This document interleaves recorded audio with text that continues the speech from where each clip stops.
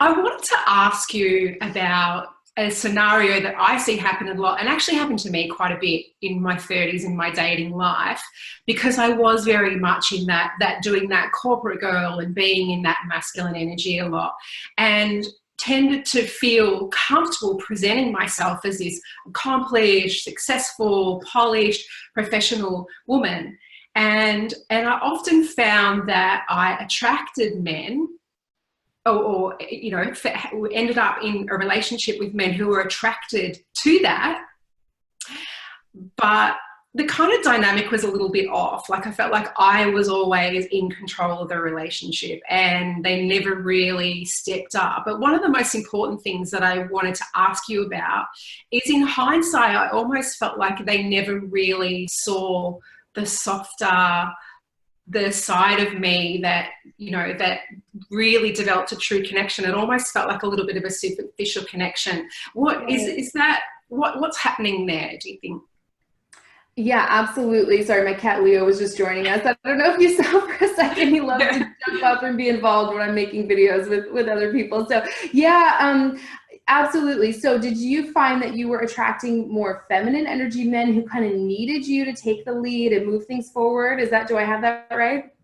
Yeah, that's right. And I was attracted to that because I did feel as though they were sensitive, they were, affectionate, they were, almost had more of the balanced me out in terms of the feminine qualities, but something just never quite sort of felt right. And perhaps if there's anyone watching that's had that same experience as well, is it possible to shift that dynamic when you're actually seeing someone like that? Or how can you unwind or go about things a bit differently if that's the situation you're in? Oh, such a great question. I mean, it's such a common thing. There's so much that goes into this. And of course, every situation is different. That's where, getting some coaching or joining a community of women who are kind of dating or going through something similar can be so helpful to really get in there with your personal situation. But if you are attracting more feminine energy men, again, nothing wrong with that. There's nothing wrong if you want to take that masculine role and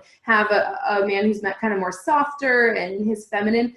Absolutely nothing wrong with that. Most women, I would say, 99% of women who I talk to want that masculine energy man. So just like you said, the purpose of all of this is not to make a man step up and do something, right? That's being masculine energy and results oriented. The purpose of getting into your feminine energy is, well, other than just it feeling great and uncovering this different part of yourself, is to see if he's capable. Is to truly see if he's capable of stepping up or not, right? So if you're the one always texting him first, calling him, planning everything, so many women I hear from are in that situation. If you were to pull back on that and see what he does, most likely he's going to come towards you. It might take him a little while if he's used to you being the one to do everything, but you just want to see if he's even capable. And in order to see that, you have to stop doing everything and over functioning.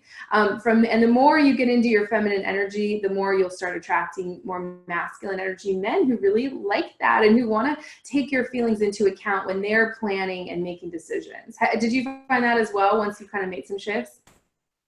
Yeah, definitely. And what I found was that even though there was a lot of love there, that dynamic of me being more in my masculine and attracting more of a feminine guy, it kind of felt exhausting. It felt really exhausting. It felt like, there wasn't really, if I did lean back and stopped putting all of the energy into keeping that relationship together, that it wouldn't have the same dynamic that happened. Absolutely. Yeah, sorry.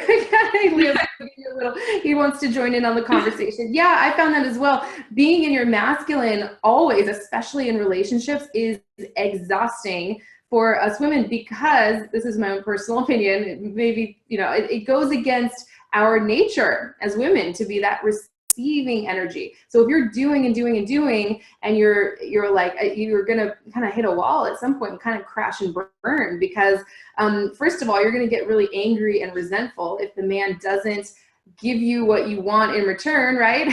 Something I always say is anger and resentment build in direct proportion to the amount of energy and effort you're putting out in the relationship, right?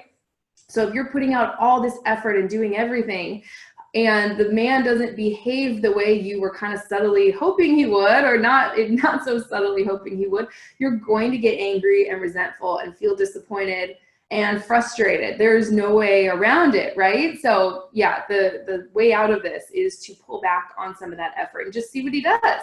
Does he step up or not? And of course, there are ways to express your needs and feelings and boundaries that will actually bring him closer. But one of the first things you can do is just like stop doing all of the things that are pushing him away. Usually men will turn around on a dime as soon as you stop doing that.